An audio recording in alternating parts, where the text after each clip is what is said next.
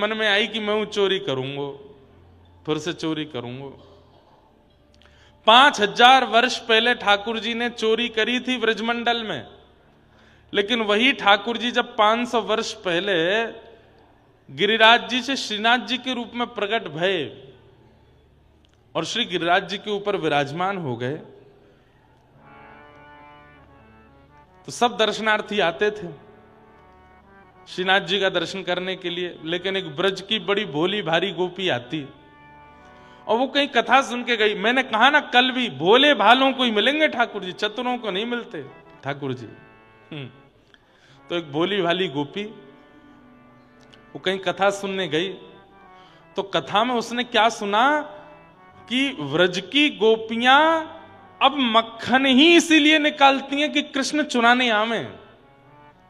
वो जानबूझ करके मक्खन को ऐसे छीके पर टांगती हैं कि कृष्ण को हाथ पहुंच जाए और वो चोरी करके जाएं। संसार को तो ये दिखाती हैं कि हमको बहुत बुरा लगता है कि कृष्ण हमारे यहां चोरी करते हैं, पर जब मक्खन निकालती हैं तो मन में यही भाव रहता है उनके अंदर कि कन्हैया आवे, चोरी करके जावे, तभी हमको सुख मिलेगा। कभी मक्खन निकालते निकालते उसमें केसर पधरा देती हैं, कभी उसमें मिश्री पधरा देती हैं, कभी उसमें सुगंधित गुलाब जल पधरा देती हैं। क्यों? श्याम सुंदर आएंगे, पाएंगे तो उनको सुख मिलेगा। और जब चोरी करके ठाकुर जी चले जाते हैं तो शिकायत करने जाती हैं गोपियां यशोदा मैया के पास। वत्सान मुंचन क्वचित समय क्रोश संजात हास, मैया अपने लाला को समझा लो, बहुत बिगड़ गो ये। यशोदा मैया के सामने जाके इतनी क्रूर बन जाती हैं और घर लौट करके जब आती हैं तो एक दूसरे से कहती आती हैं, अच्छा लगो ना।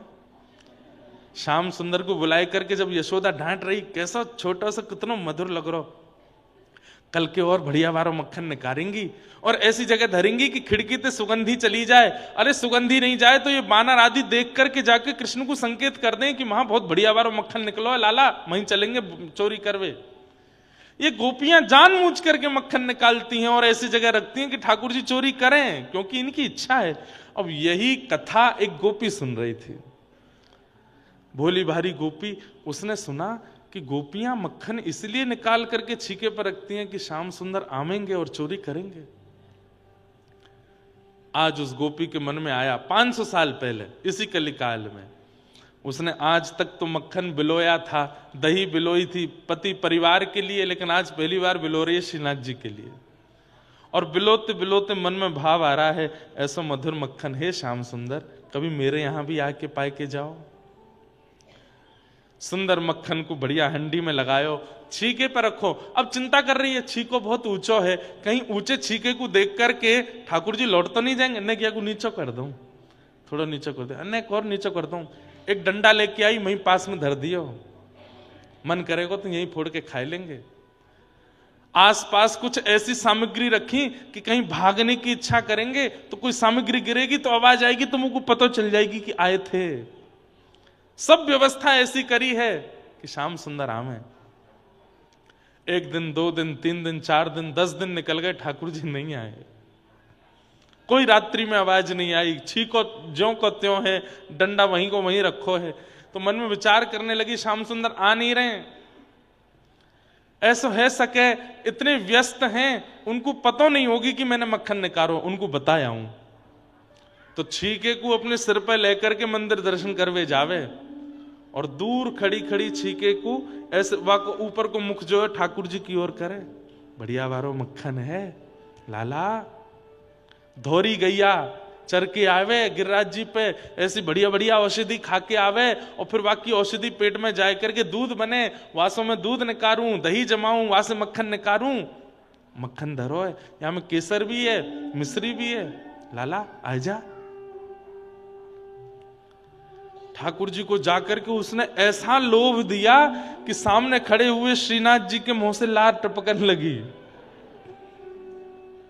और ठाकुर जी तो मूर्तिमंत खड़े हैं। कुंभन दास जी ये सामने बैठ करके मंजीरा बजाए कीर्तन कर रहे थे ठाकुर जी का।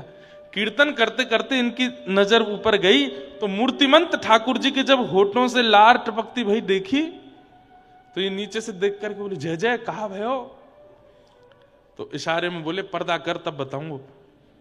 पर्दा कियो, भीतर जाके पूछो कहा भयो जय जय। अब भीतर नहीं जाते थे, बाहर से ही दर्शन करते थे।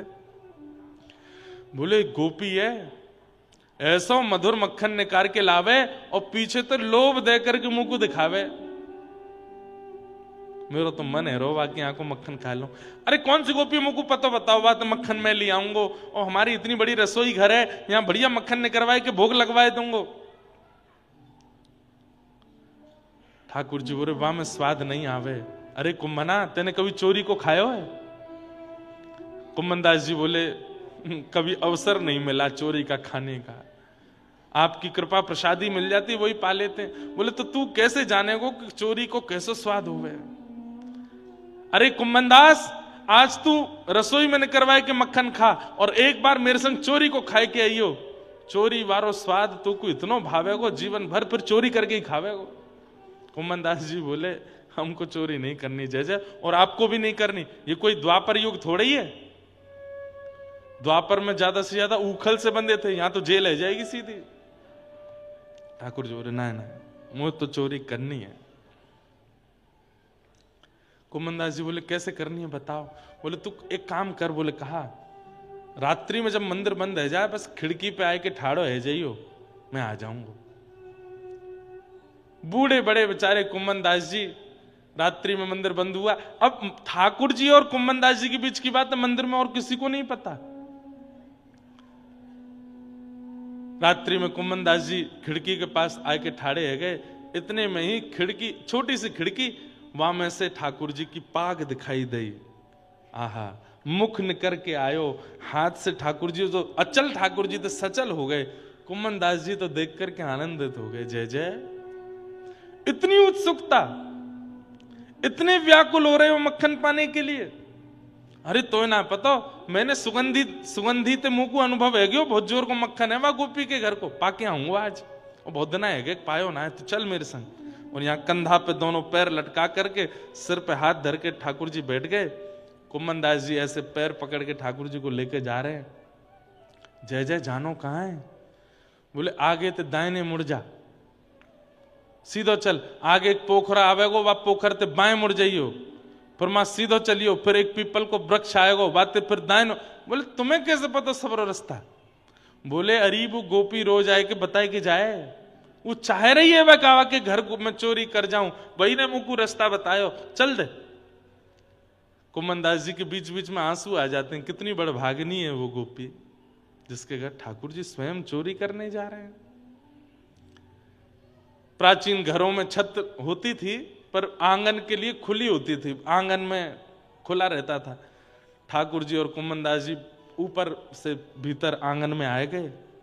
आंगन में आए करके धीमे धीमे ठाकुर जी देख रहे, कहाँ है छीको? कुम्मन दास देखियो। कुम्मन दास जी बोले जय जय हो रो।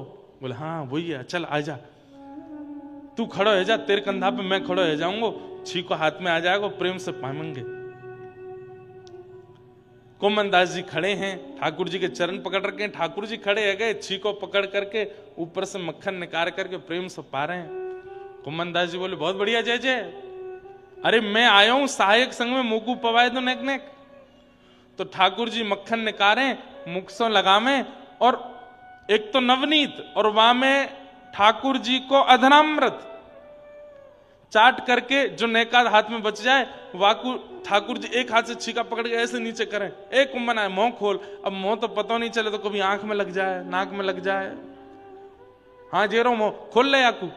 अब कुम्मन दास जी मुंह खोलें तो ठाकुर जी अपने भुजा से उनको मक्खन पवा रहे हैं। कुम्मन दास जी तो खो गए, मंत्रमुग्ध हो गए, सुध बुध नहीं रही कुम्मन दास जी को, लड़खड़ाने लगे चरण। ठाकुर जी बोले का कर रो, एने धीमो खड़ा रहे।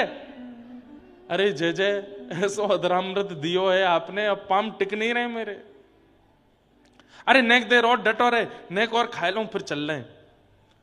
तो कुम्मन दास जी के मन में आई, मैंने इतने रूप देखे इनके, एक बार देखूं तो सही है चोरी करते भाई लगे कैसे हैं। तो जैसे ही अब कुम्मन दास जी तभी देखेंगे जब छोड़ के आगे चले जाएंगे। तो कुम्मन दास जी ऐसे पकड़े पकड़े नीचे से देखने का प्रयास कर रहे हैं, लग कैसे रहे हैं। तभी देखी नाक पे मक्खन लगो, गाल पे लगो है, यूं लगो, और इतनी उत्सुकता से तत्परता से ठाकुर जी मक्खन निकाल रहे हैं, पा रहे हैं, खूब सुंदर सुंदर नेत्र बंद करके मधुर मधुर पा रहे हैं। ये छवि देख ही रहे थे। इतने बेसुध होकर के ठाकुर जी मक्खन पा रहे हैं कि धीरे धीरे ठाकुर जी की धोती खिसकन लगी नीचे। जैसे ही ठाकुर जी की धोती खिसकन लगी तो कुम्मनदास जी बोले जय जय। बोले हाँ। ने कहा देर में हरि नंगम नंगा है जाएंगे, ने संभालो जय जय, संभालो संभालो संभालो। अब धोती नीचे खिसकी, कमर ते नेक नीचे आई। इतने में ही ठाकुर जी ने चतुर्भुज रूप धारण कियो, दो भुजा से धोती पकड़ी और दो भुजा से मक्खन पा रहे हैं। ऐसे चतुर्भुज ठाकुर जी के दर्शन आज तक कोई ने नहीं किए। कैसे हैं? दो भुजा से धोती पकड़ रखी है और दो भुजा से छीको पकड़ के मक्खन खाना नहीं रोकूंगा चाहे धोती उतर जाए। कुम्मनदास जी के नेत्र सजल हो गए और जैसे ही उस छवि को देखा, एक तो अधरामृत मुख में चला गया तो वैसे ही पाम नहीं ठहर रहे थे। अब चतुर्भुज रूप में ठाकुर जी की ऐसी लीला देखी, मक्खन के प्रति तत्परता देखी और ऐसे धोती पकड़े ठाकुर जी, तो कुम्मनदास जी तो बेसुध हो गए। और जैसे ही बेसुध होकर के लड़खड़ाए, ठाकुर जी बोले कहा कर रहो, एक कुम्मना ने एक संभाल संभाल संभाल। इतने में तो ठाकुर जी हिले और छीके से मटकी नीचे गिरी, जोड़ते फूटी आवाज भई, पूरे घर के लोग उठ गए, चोर चोर चोर चोर चोर चोर। ठाकुर जी बोले भाजो यहां से भैया, कल युग है, यहां अगर मैं चोरी कर तो पकड़ोगे तो बहुत बुरा हो जाएगा। ठाकुर जी तो तुरंत उछल कूद करके छत के लांग करके भाज गए। कुम्मनदास जी यूं ही खड़े हैं। क्या छवि, मुख पे मक्खन लगो है, नाक पे मक्खन लगो, आंख पे मक्खन लगो है, और बस यूं ही ठाड़े हैं। इतने में गोपी आई, माने लालटेन जलाई। बोले अरे बाबा मोड़ा तो शर्म ना आई है, इतने बुढ़ापे में चोरी करवे आए हो यहाँ पे। लिए डंडा लेके महाराज कुम्मनदास जी में दो चार बार दर्द धर दिए। कुम्मनदास जी को दर्द नहीं है रो है। कुम्मनदास जी ने थोड़ी देर बाद नेत्र खोले और वह गोपी को देख करके चरणन में प्रणाम करके, तू है सखी बड़ भाग बड़ी, नंदलाल तेरे घर आवत हैं। तू है सखी बड़ भाग बड़ी। अरे सखी तू कितनी बड़ी बड़ भागन है। साक्षात ठाकुर जी, पूरा विश्व 56 भोग लेके उनके पास जाता है, पर वो तेरी मक्खन की हंडी को खाए के काजे तेरे यहां आए।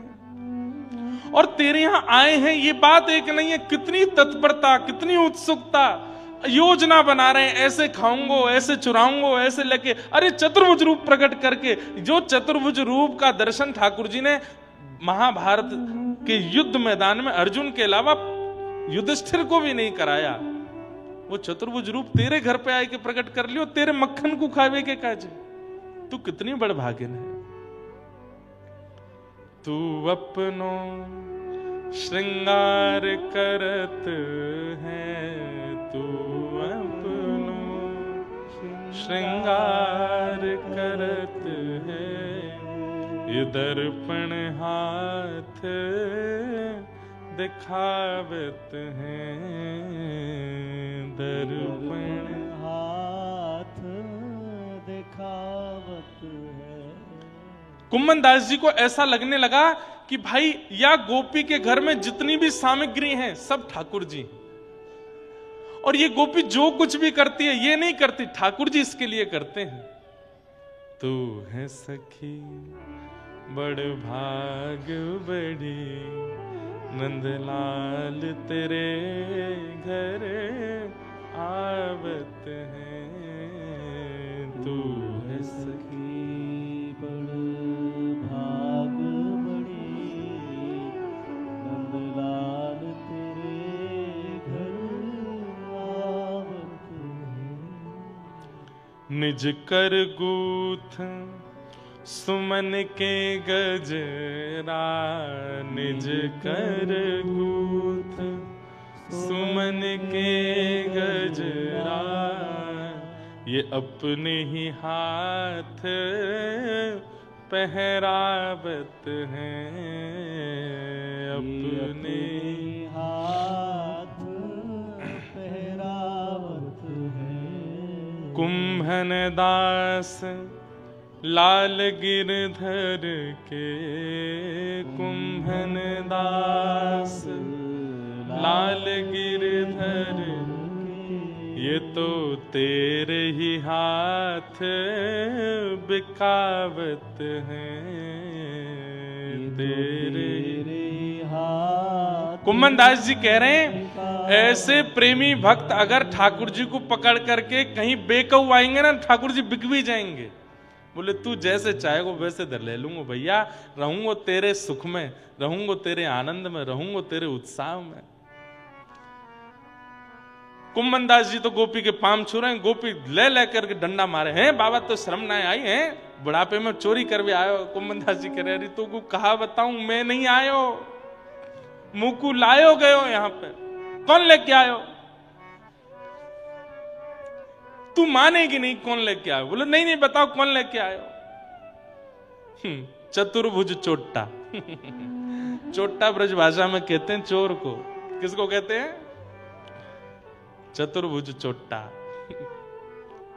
ठाकुर जी आए, अब वो गोपी तो मान ही नहीं पा रही है। कुंभन दास जी बस उसी छवि का चिंतन करते हुए जा रहे हैं, तभी आगे एक कदम वृक्ष के नीचे ठाकुर जी बैठे हैं। कुंभन दास जी बोले जय जय, बहुत बढ़िया करी हैं, चोरी कराए हुए ले गए, कुछ तो भाज गए माते, मुंह छोड़ आए। ए तो तू काय को चोरी करवे गयो कि मैं भाव में निमग्न हेवे गयो।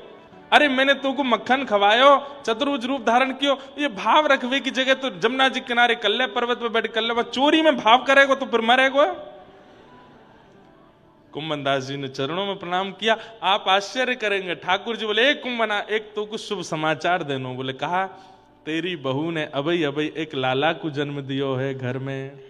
ठाकुर जी समाचार कुंभन दास जी को दे रहे हैं कि तुम्हारे घर अभी एक बालक का जन्म हुआ है। बिना बालक का मुख देखे ही चतुर्भुज श्री कुंभन दास जी ने अपने उस पुत्र का नाम चतुर्भुज दास रखा। क्यों, आज मैंने चतुर्भुज रूप का दर्शन किया है, मेरे पुत्र का नाम चतुर्भुज दास है। जिन श्री चतुर्भुज दास जी ने अद्भुत पद गाया, गोवर्धन वासी सांवरे, गोवर्धन वासी सांवरे, लाल तुम बिन रयो न जाए, गोवर्धन वासी। अद्भुत है भैया, ठाकुर जी बड़े प्रेमी हैं, इसलिए किम श्रेय राक्षसों के लिए नहीं आए ठाकुर जी। ये चोरी, ऐसी चोरी वैकुंठ में कर पाएंगे ठाकुर जी? वाके लिया तो ब्रज में ही आना पड़ेगा, वाके लिया तो वृंदावन ही आना पड़ेगा, इसलिए ठाकुर जी आए।